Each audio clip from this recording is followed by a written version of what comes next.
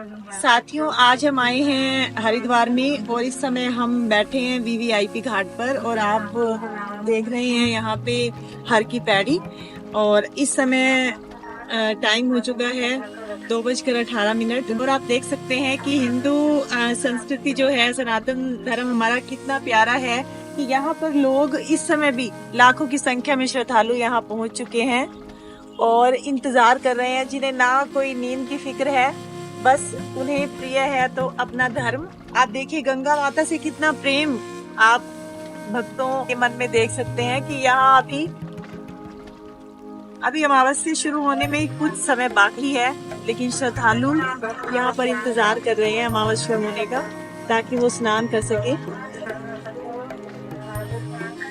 आज की अमावस्या कुछ खास महत्व भी रखती है क्योंकि आज है सोमवार को पड़ने वाली जो अमावस्या होती है उसको सोमावंती अमावस्या कहा जाता है। और कहा जाता है कि महाभारत में युधिष्ठिर ने इस अमावस्या का अपने जीवन काल में इंतजार किया, लेकिन ये अमावस्या आई नहीं।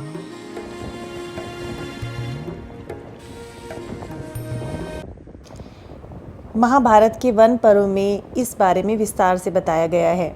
युद्ध की समाप्ति पर युधिष्ठिर को इस बात की चिंता हो गई कि इस युद्ध में दिवंगत आत्माओं को किस प्रकार शांति और मुक्ति मिले। श्री कृष्ण के कहने पर युधिष्ठिर शरशैया पर लेटे हुए भीष्म पितामह के पास गए और बंधुओं सहित अपनी व्यथा उन्हें बताई। तो पितामह ने कहा कि युद्ध में मारे गए मृत लोगों का पिंडदान फल्की वन के सरोवर पर करें, क्योंकि किसी समय पर फल्की ऋषि ने तपस्या से उस भूमि को पवित्र किया था। और ये भी बताया कि ये तर्पण का काम सोमावती अमावस के दिन करना चाहिए। बताया जाता है कि पांडवों ने वर्षों तक इस तीर्थ पर सोमावती अमावस का इंतज़ार किया, लेकिन सोमावती अमावस न आने के कारण चाह कर भी पांडव पिंडदान नहीं कर सके।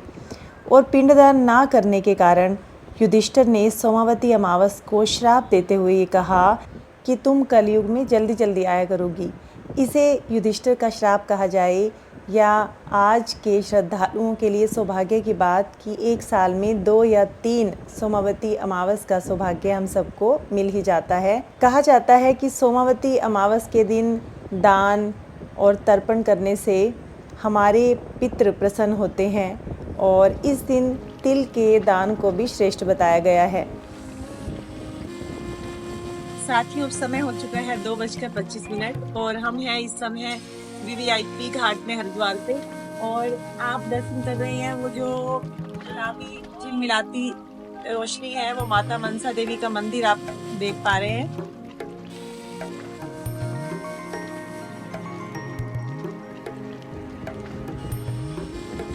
कहा जाता है कि अमावस्या के दिन सरसों का साग, मूली और मसर की दाल नहीं खानी चाहिए और इस दिन क्रोध करने से भी बचना चाहिए और जो बेजुबान जानवर हैं उन्हें भी परेशान नहीं करना चाहिए। और इस दिन अगर गाय को हरा चारा खिला दिया जाए तो बहुत अच्छा माना जाता है। और इस दिन तिलों के दान का भी विशेष महत्व बताया गया है।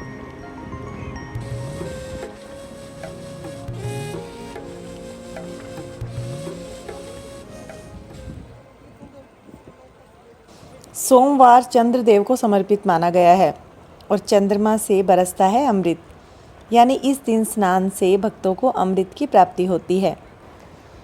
इस दिन पवित्र नदी में स्नान करने से भक्तों को हजारों गोदान का फल भी प्राप्त होता है।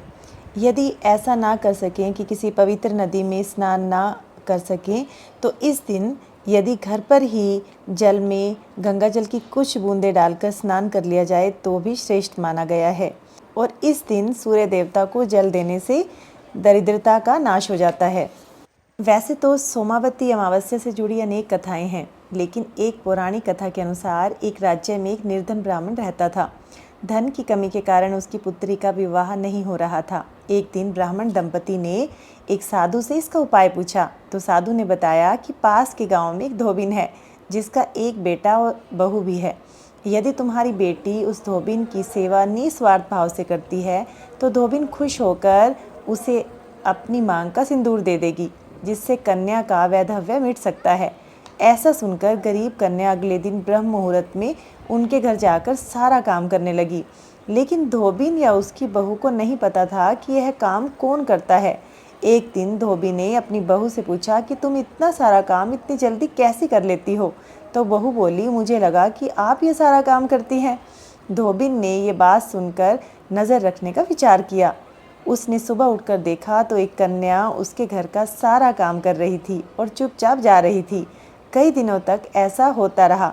एक दिन धोबिन ने उस कन्या के पैर पकड़ लिए और इससे इसका कारण पूछा। इस पर कन्या ने साधु द्वारा कही सारी बात धोबिन को बता दी। धोबिन ने अपनी मांग का सिंदूर उसे दिया। उसी समय धोबिन का पति मर गया। दुखी होकर धोबिन घर से निकल पड़ी और एक पीपल के पेड़ के पास पहुंचकर ईंटों के 108 टुकड़े लिए और 108 टुकड़ों को 108 बार परिक्रमा करके एक एक बार फेंकने लगी। ऐसा करके उसका पति जीवित हो गया और पीपल के पेड़ की परिक्रमा करने के कारण उसे इसका शुभ फल प्राप्त हुआ। सोमवती अमावस्या पितरों को समर्पित होती है और इस दिन कहा जाता है कि गीता के 7वें अध्याय का पाठ किया जाए तो पितर बहुत प्रसन्न होते हैं। इसलिए सौभाग्यवती स्त्रियों को इस दिन व्रत जरूर रखना चाहिए।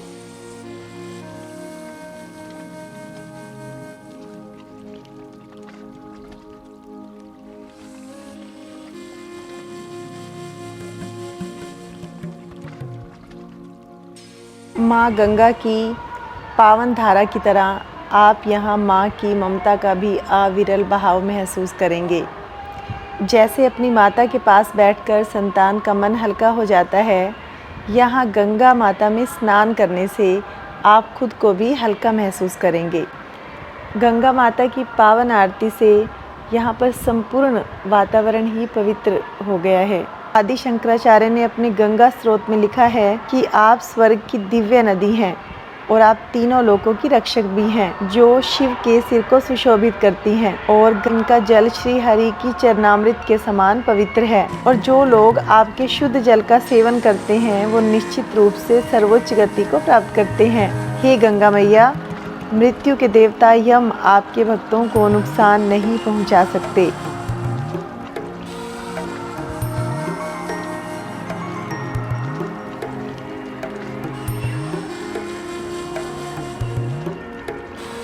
माँ गंगा के प्रति श्रद्धा रखने वालों को हमेशा सुख मिलता है और उन्हें मोक्ष की प्राप्ति होती है।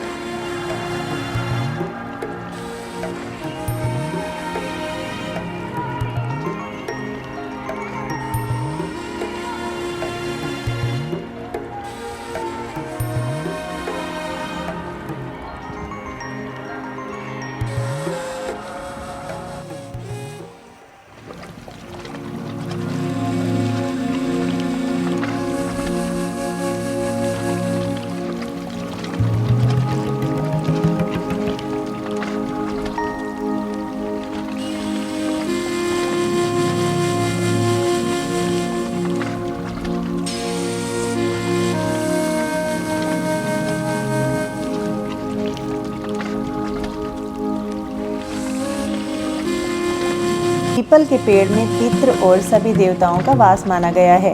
ऐसी मान्यता है कि अमावस्या के दिन पीपल के वृक्ष पर विष्णु जी के साथ साथ माता लक्ष्मी भी विराजमान होती हैं।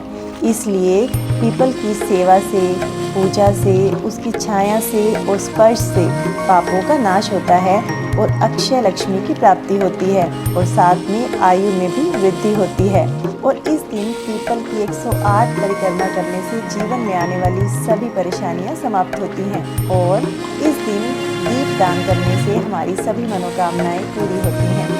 साथियों, सोमवती अमावस्या पर कहा जाता है कि अगर हम तीर्थ में पवित्र नदी में स्नान करें, दान करें, तप करें तो उसका फल जो है हमारे पितरों को मिलता है, हमारे पितर प्रसन्न होते हैं। लेकिन एक बात मैं ज़रूर कहना चाहूँगी कि यहाँ पर स्नान करने, ध्यान करने से, दान करने से ये बहुत अच्छा है, लेकिन आपके घर में जो बड़े बुजुर्ग हैं सबसे पहले उनका भी सम्मान करें तो हमारे जो पूर्वज हैं वो ज़्यादा प्रसन्न होंगे।